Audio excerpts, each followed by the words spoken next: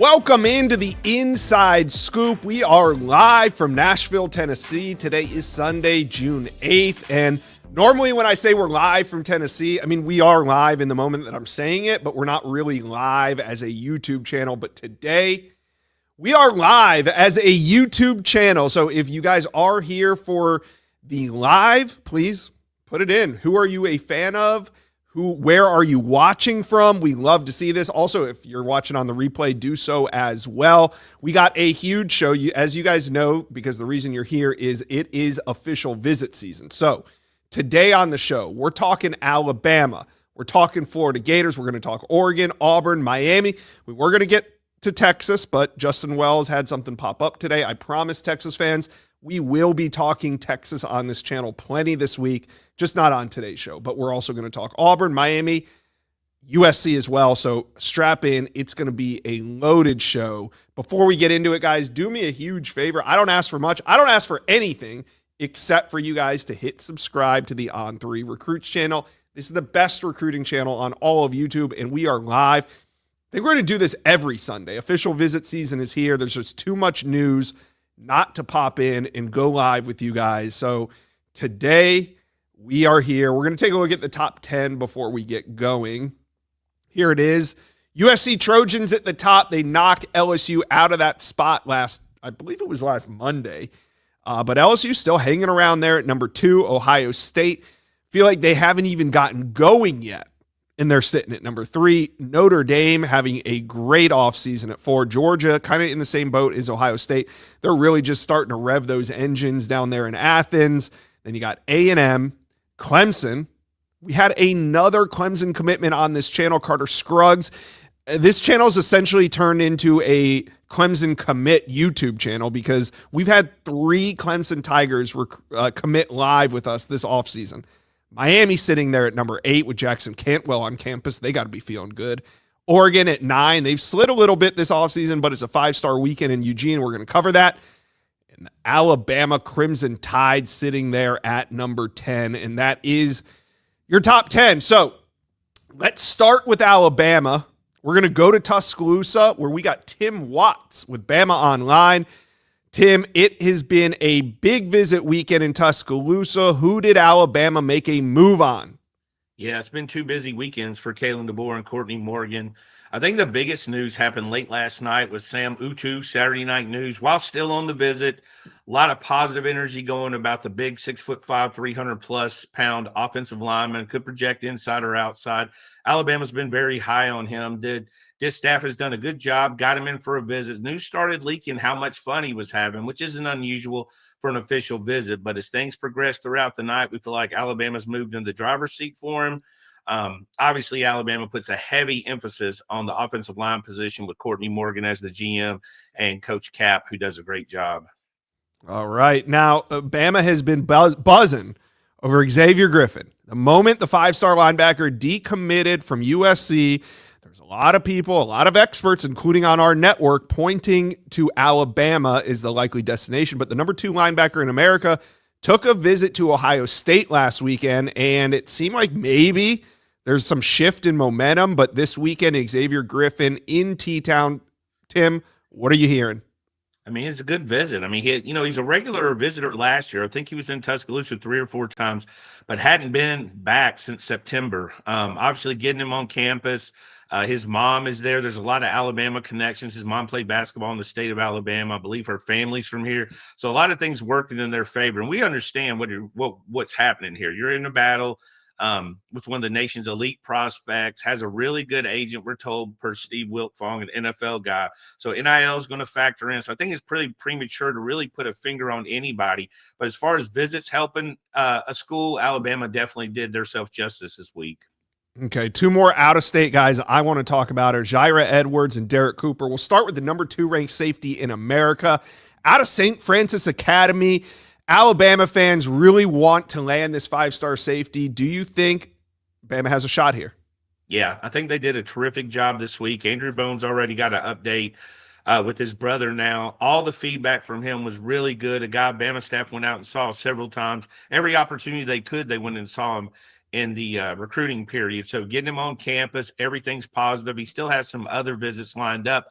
But I believe this is the guy Bama's done the best job with outside of Sam Utu because they laid everything out for him. It's going to be a small safety class. Last year, they only signed Ivan Taylor. So when you get to that point of presenting playing time and opportunity to get in there and be a starter, they're able to sell that pretty hard. Still got a lot of great schools after him, taking some official visits. He'll take some more, but I feel like Alabama did a good job with him. Yeah, I feel like they are working really hard over there. Now, Derek Cooper, he's an intriguing one to me because Miami had him on campus last week, and they're trying like hell to keep him home. But Derek Cooper seems to me like he's looking at a lot of out-of-state schools. Alabama's one of them. Where do you think the Tide stand in this one? I think it's a little bit to be determined. We haven't got as much feedback on Derek, and he's been pretty quiet throughout the recruiting process. Obviously, Miami's going to be a big factor this when all's said and done. If I had to bet, I'd probably still lean Miami. Want to get a little bit more feedback. But then again, Alabama's got Kroll coming in, one of the top in-state, one of the best running backs in the nation, an in-state guy that he's coming in.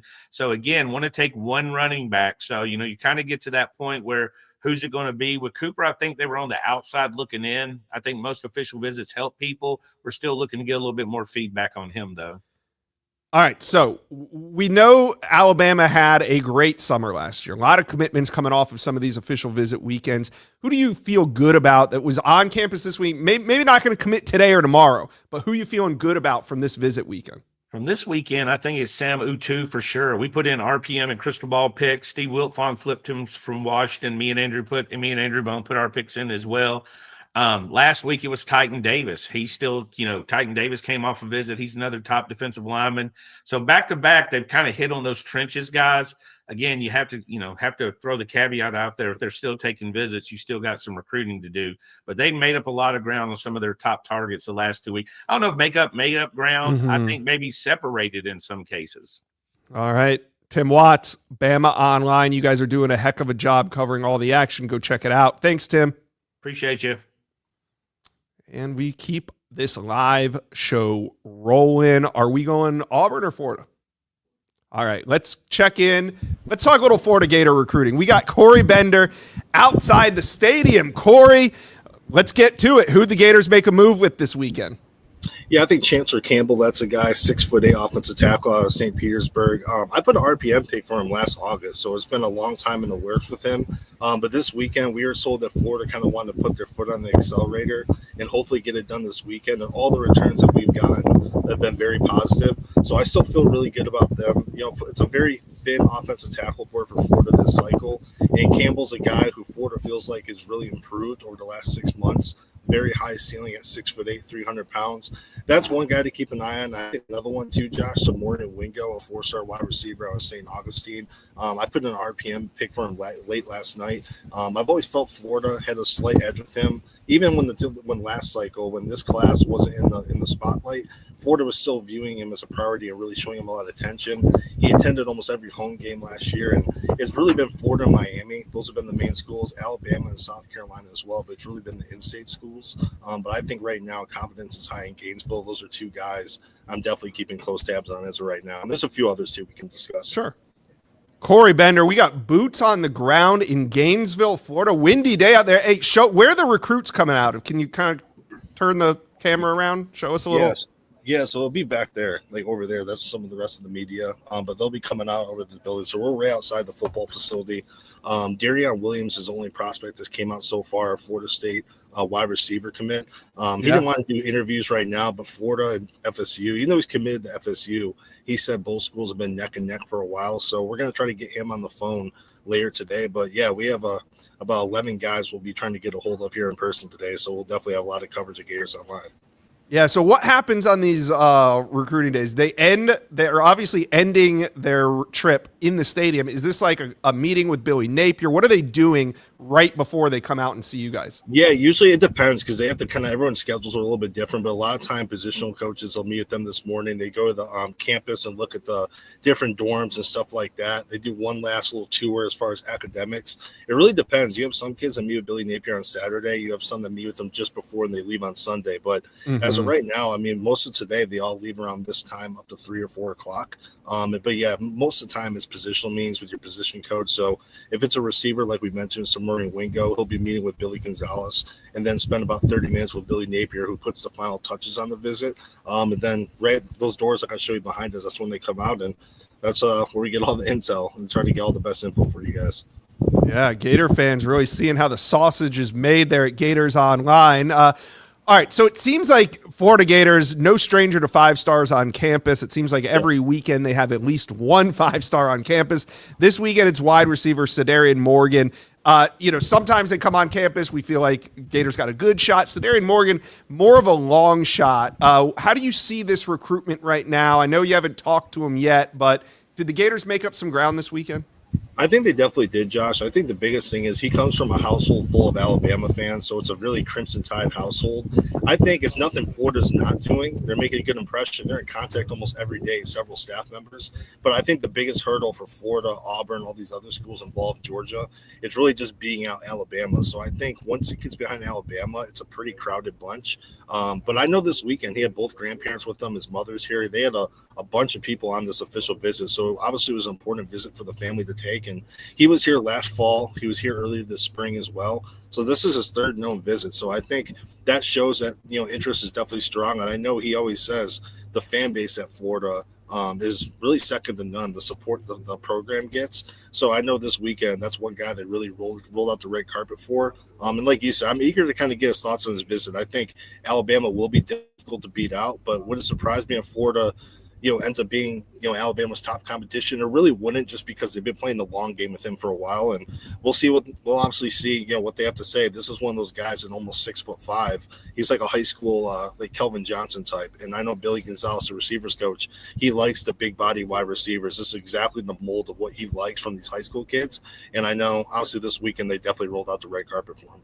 All right, more Florida Gator recruiting talk all week long on Gators Online. We're going to be talking Florida Gator recruiting here on the On3 Recruits channel.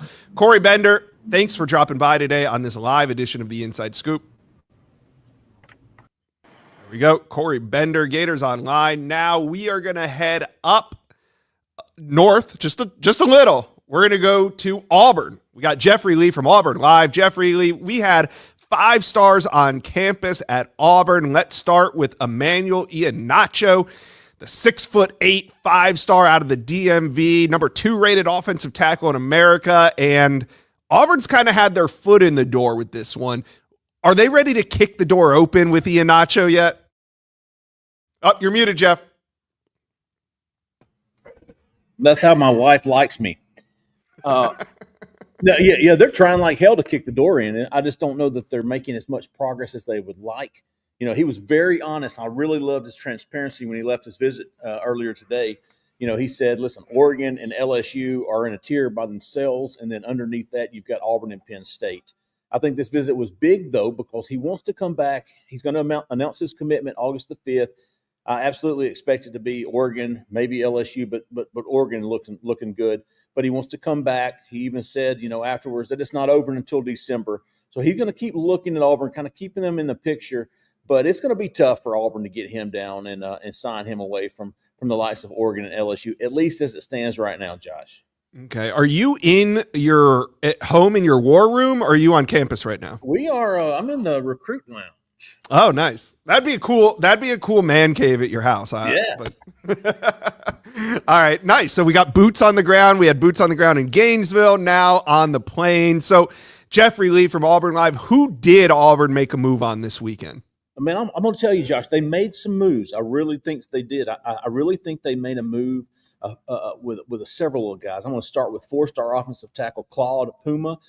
He's from Chicago. He came down for, I think, his second or third visit to Auburn. His family was with him. I really feel like Auburn's making some noise with him. I know Wisconsin, Nebraska, Florida's in there with them as well. But I really like where Auburn stands after this weekend with Claude Puma.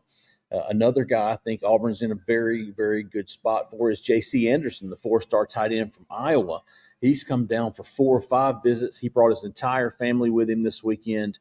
I feel like it's Auburn or Ole Miss. He's got an official visit scheduled to North Carolina next weekend. I don't think he takes that. I actually think he might be getting close to a decision.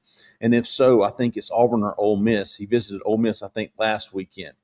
Another guy, Eric Perry, kind of an unknown guy. He's a quarterback in Mississippi, but Auburn loves him at running back. And they brought him in for an official visit this weekend. He left with Auburn #1. I think he could be getting close to a decision. I really like Auburn with him.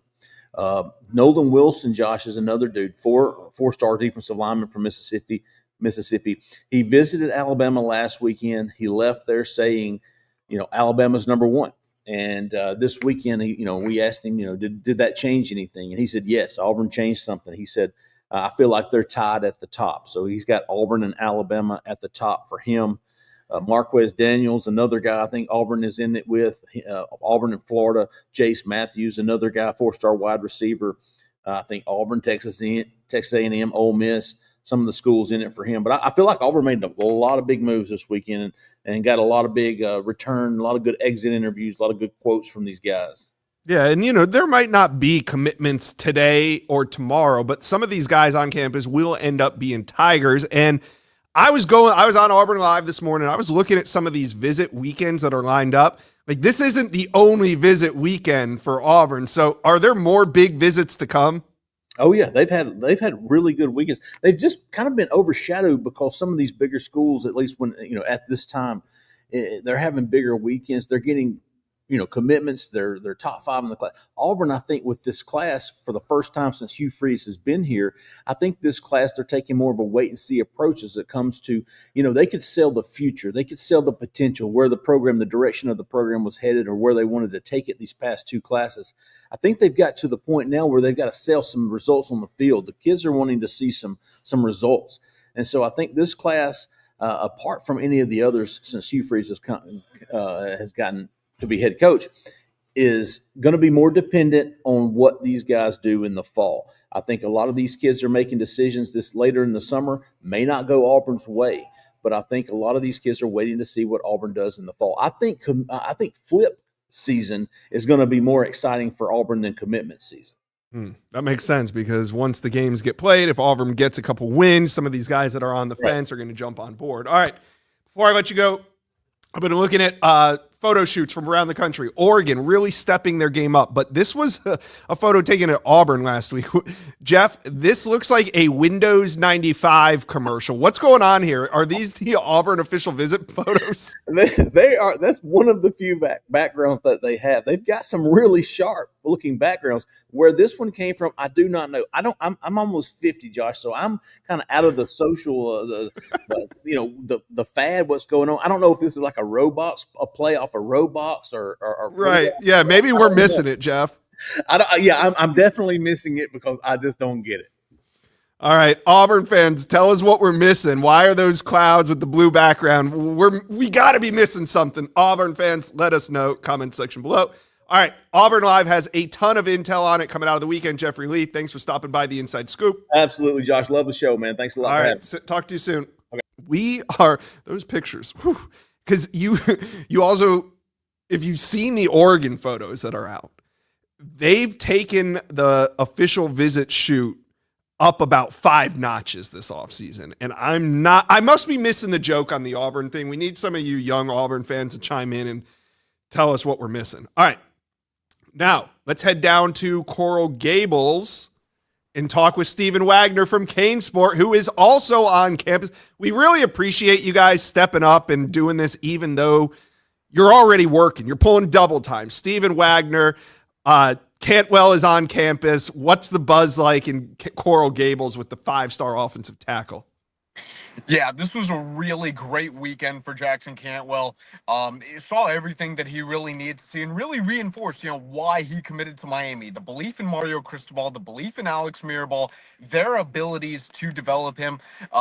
Parents seemed like they had a very good time as well. He was able to meet his 4-star quarterback, Darion Coleman, for the first time. It seems like things went really well there. He was able to connect with some of his fellow offensive line recruits, and in this case, one offensive line commit. It seems like he is as locked in can be. We fully expect him to be a Hurricane come December. So IMG offensive lineman Brett Colajay has been a priority. Do you think it helps having Jackson Cantwell on campus with a guy like Colajay? I think it does a little bit because I think what Colajay, kind of looks for is kind of, an endorsement from some of these other, really top blue chip, like top tier offensive linemen. I think Cantwell, coming out and saying, hey, I believe in Mario Cristobal. I believe in Alex Mirabal. I think that's something that, Colajay does respect a little bit. We think the Hurricanes are in a good spot for Colajay coming off of the visit weekend. We know that Miami feels very optimistic about where things sit. I'm definitely optimistic about where things sit. Obviously, this is going to come down to Miami and Georgia, but right now, I think that I lean slightly toward Miami. I'm maybe 60-40 in favor of the Hurricanes. I've kind of gone back and forth on it because it seems like Miami and Georgia have kind of gone back and forth too. But I know that Miami is much more confident about their chances with Colajay coming off this visit weekend than they were going into the weekend. All right, that's what visits are for. That's what they do. They can shift the momentum of some of these recruitments. Now, let's talk about tight end Hezzy Kent. He's out of Georgia. In this one, I mean, I kind of felt heading into the visit that Miami had the momentum. Hezzy Kent, he told me he's going to commit with our channel. I believe it's in like a couple weeks or maybe it's early July. But Hezzy Kent going to come off the board right here on the On3 Recruits channel. How are you feeling about Miami right now? Man, I kind of have more questions than answers coming off of this visit weekend, if we're being honest. I might actually be a little bit pessimistic about Miami's chances to get him on the first go-around, just because, he does have, it feels like some people in his camp who, might be Florida advocates. Right now, I think I would actually be a little bit more confident in the Gators. However, I have been told several times it is a long way until December, and I would be stunned if Miami were to just throw in the towel after he commits on July 12th and just say, oh, well, that's it. Now, that being said, we still have about a month left, until he does commit, and Miami can absolutely make up that ground. But right now, I actually lean a little bit toward the Gators for Kent. Hey, that's great intel. Appreciate it. All right, let's talk one more prospect that he's going to be making a decision in July. July 20th, four-star wide receiver Braden Robinson is going to announce his decision. How are you feeling about Miami after this weekend? Yeah, going into the weekend, we knew Miami and Notre Dame were kind of 1A and 1B. I think Arizona could potentially be a little bit of a sneaky team just because I do think he could have opportunities to see the field quicker. And he might have less competition to see the field, quite frankly. But I'm still optimistic about Miami's chances, but I do feel like it's a little bit of a coin flip between him and Notre Dame, or between Miami and Notre Dame for him.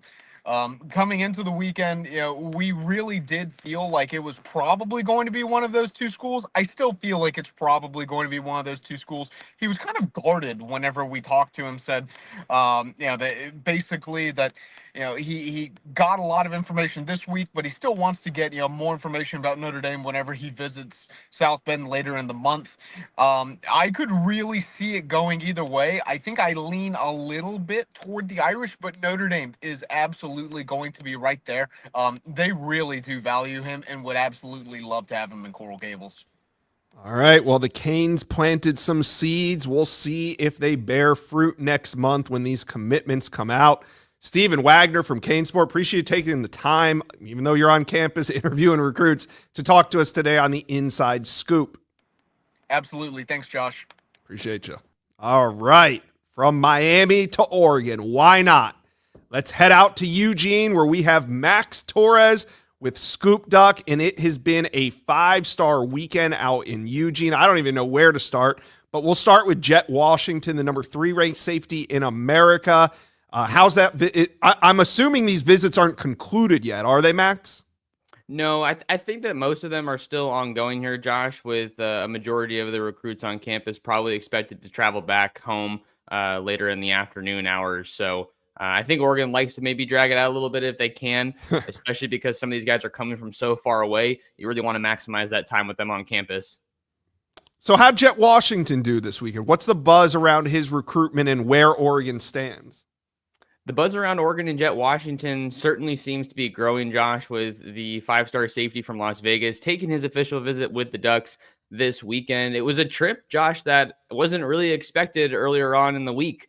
We know that he was out at Alabama, one of his other finalists last weekend, and then he popped over to USC for a little midweek official. Yeah. And then while he was out in Los Angeles, the news broke that he was going to be heading out to Eugene this weekend. So that development certainly makes me believe that this is a recruitment that is heating up for Oregon, and maybe he could be heading towards the finish line a little bit sooner than we imagined. He doesn't have a commitment date right now, but I know that he is one of those top tier targets that Oregon certainly covets here in the 2026 class, especially because they're trying to land some elite talent at safety. Yeah. Speaking of elite talent in the secondary, cornerback Brandon Arrington, the number 1 ranked corner in America, number 9 prospect overall. He visited for the spring game, initially said it was one of the best spring games he's ever attended, but who knows where Oregon stands, because it seems like A&M, Alabama, even USC in there as well with Brandon Arrington. But what are you hearing coming out of this weekend? Because he's going to make a July 5th decision. Coming out of this weekend, I'm hearing that it's feeling like an Oregon versus A&M battle right now. I don't think you can count out USC. Obviously, they are trying to do some big things in this class, and SoCal guys are really a major priority for them. But I still feel pretty good that Oregon could ultimately get this one done. I don't have a prediction in yet. I'm not ready to do that. But Arrington really has been right at the top of Oregon's cornerback board, Josh, in this cycle. You got him, you got Davon Benjamin, who I believe is over at Texas this weekend. And then you can't forget about Kari Adams out of the Baltimore area, or maybe just Maryland. I'm not sure if that's actually Baltimore. But I feel like Oregon's right in the thick of it with Arrington. I think that things could be heating up with Arrington and the Ducks, but I'm keeping an eye on A&M ahead of that July 5th decision right now. All right. A couple more 5 stars on campus. We had Tyler Atkinson. Tyler Atkinson, it's always a tough one to read.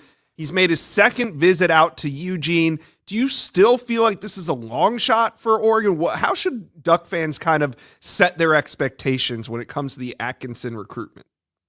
I think you could be cautiously optimistic with the Atkinson recruitment. I'm not expecting him to end up at Oregon right now, but you can make the case that Oregon turns up the heat and really tries to get this one done, Josh. He's only taken one other official so far. I believe that one was over to Clemson. But linebacker, I think, is really that one position under Lanning that we haven't seen that like top tier dude. If Atkinson were to commit to Oregon, he'd be the highest rated linebacker since Justin Flo back in the 2020 class. So I think that on the surface, it looks like a long shot, but with a strong official visit, I think that you could see things trend in the right direction, especially when you take into account the fact that Lanning and Atkinson have had a relationship, back to 7th, 8th grade. Maybe this is where we see those Georgia ties really come into play for Oregon. Yeah, good point. All right. Edge, Richard Wesley back on campus. Kind of a weird deal because he committed to Oregon for 17 days about a month ago. Then he reopens his recruitment. And as soon as he reopens his recruitment, he's back on campus at Oregon. What do you make of all this? It is certainly one of the more bizarre situations that we've seen here in the 2026 cycle, Josh. But I think Oregon still likes where they're standing with Richard Wesley.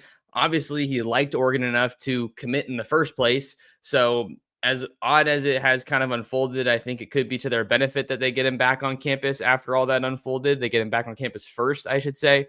So hopefully they can kind of, iron things out and get on the same page a little bit here. But it seems like I would expect that he'll take more official visits throughout the remainder of the month. And maybe as we get into the football season, you have Texas A&M, Ohio State as some of the main contenders that we have kept our eye on here in the Wesley recruitment. But you never know what's going to happen, it feels like, in the NIL era. So I think that Oregon certainly has Wesley as a priority target in this class. He's widely viewed as the top defensive lineman out west, and they're going to continue to recruit him as such. All right. So one of the themes of the weekend had to be photo shoots in Oregon. Oregon stepped it up this year. I mean, here we were going to flash a couple of these up here. We were just kind of making fun of Auburn and what they did during their official visit shoots. And Oregon's always had some great official visit shoots, but Max, are they making an even more concerted effort to take it to the next level here? I think so. We see this with every cycle, and as these photos started coming out with the in the lab or mutant kind of theme, if you Yeah. will, I was just kind of getting excited about it. Like who gets to make those calls? I'd love to pick their brain about it, but I think that this really just falls in line with what Oregon is as a program, pushing innovation, that Hmm. Nike connection, obviously, and then also the type of athletes that they're recruiting. Like you want freaks or guys that look like they're made in the lab, and that's certainly the case with some of these recruits that I've been covering since Dan Lanning got hired all over the country. You see guys that are flocking to Oregon to check out the Ducks. I think my favorite ones of the weekend have to be those Calvin Russell ones that got flashed a little bit ago with the steel plates. There it is right there on the screen now. I like those ones quite a bit. So we'll see if that, leaves a lasting impression on some of these recruits. But I think in the social media era, you can never overlook any detail. There's no detail too small. Yeah, and you can tell they're proud of them because we've been sitting around here before the show started trying to find some of the various photo shoots from around the country. And I'll say, not only are Oregon's the best, but behind the scenes, those guys are cranking them out because not everybody has their official visit photo shoots out online yet. But the Oregon Ducks staff sure as heck made sure that those photos made it out first, and you can see why. So Max Torres, you guys do an incredible job. A lot of info up right now on scoopduck.com. Oregon fans, go check that out. Max, thanks for dropping by this live edition of the Inside Scoop. Thanks for having me, Josh. Appreciate it. All right, we are going to stay on the West Coast. We're heading out to the USC Trojans, where we have Scott Schrader of WeRSC. Scott, last weekend, USC didn't have a big visit weekend, but this weekend they sure did. What's some of the buzz that you're hearing out of campus?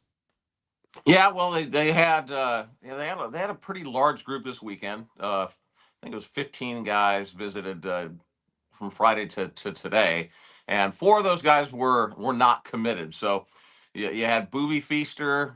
He just showed a little video clip, I think, of him of arriving for the party last night. You had Jalen Lott and Talanoa Ely and Peyton Dyer were the 4 guys. And as of this morning, hearing that it's likely to result in a couple of commits and possibly 3. So we're hoping to find out at some point here later this morning on who the third might be. But right now, there's predictions put in for Talanoa Ely and for Peyton Dyer right now for USC. How many USC commitments were around this weekend? Was there any peer-to-peer recruiting going on? There were there were 10, 11 committed players, including Jonas Williams, who came in because they had the receivers that were in town. And you hear stories about guys like Tom Tapui and Samote Katoanya and Talanoa and the Kenai Pepe, playing cards all last night. And so there's a lot of bonding going on. I think a lot of these guys have had relationships. Unlike 10 years ago, these guys, by the time they take these darn official visits now, have been on campus 3 to 5 times. So, they really do get a chance to know each other and bond with each other, and the relationships are pretty solid. And it's evident when you see those guys interacting with each other when they're on these visits too.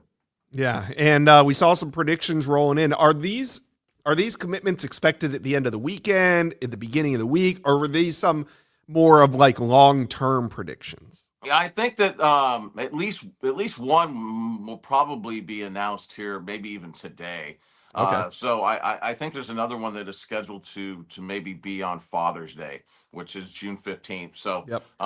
we'll see about that. As far as the third, I'm not sure whether there's even going to be one or not, but sounds like that could be something that happens in the next day or two as well. Okay. So what's next for USC? We know last weekend they kind of took it a little slow, but this weekend they're starting to crank it up. Is there more big visit weekends ahead? Yeah, they'll have, as far as, big official visit weekends, that will be June 20th through the 22nd. But next week, they've got Luke Wafel coming in. They've got Mikhail Blade, and a 4-star edge from Illinois. They got Braden Jones, who's committed, and then also Eason Tafa, who's also committed. So they have a small group right now. There might be some more that will be added. I know Mark Bowman and I think Brett Kolojay and somebody else might be coming also kind of midweek, the 17th through the 19th. But looking ahead, June 20th through the 22nd will be another one of those 14, 15 guy visit weekends. Okay, and we know that USC, what are they up to 27 commitments at this point? Yeah, 27, looking to take 35. So Still room for more. You know, I'd love to know what this recruiting class is going to cost when it's all said and done. Yeah, we have been talking a lot about USC NIL. We'll have to have Pete Nakos, Pocket Watch and Pete. We'll have to have Pete Nakos on to break that one down. But Scott Schrader, you guys are doing a heck of a job covering this big visit weekend. If you guys are watching this live, there will be more coverage on WeRSC as, you know, the guys are still on campus out on the West Coast. So you guys are going to have updates rolling all day long. Scott Schrader, WeRSC, thanks for dropping by the Inside Scoop today. All right, thanks, Josh. Appreciate you. See you soon. There you have it. It's a busy weekend. Like I said, we were supposed to talk Texas today, but we missed that. We're going to talk about it tomorrow on the Wilt Fogg Whip Around. Justin Wells from Inside Texas on the Inside Scoop, probably on Wednesday to talk more Texas. But let's take a look at this top 10 one more time. If you guys aren't subscribed yet, what are you waiting for? Hit subscribe. This top 10 could change this week. I mean, we got USC at the top, LSU still hanging on to number 2, Ohio State just getting it going, Notre Dame and Georgia, A&M at 6, Clemson, Miami, Oregon, and then you got the Alabama Crimson Tide sneaking in there at number 10. It's going to be a battle for that number 1 spot. We appreciate you guys for listening to the Inside Scoop, watching the Inside Scoop, wherever you're from, whether you're watching this live or you're the replay crew. We appreciate you. We will be back. We'll be back all week with more information, but the Inside Scoop will air again on Wednesday. We will see you guys soon. Appreciate you.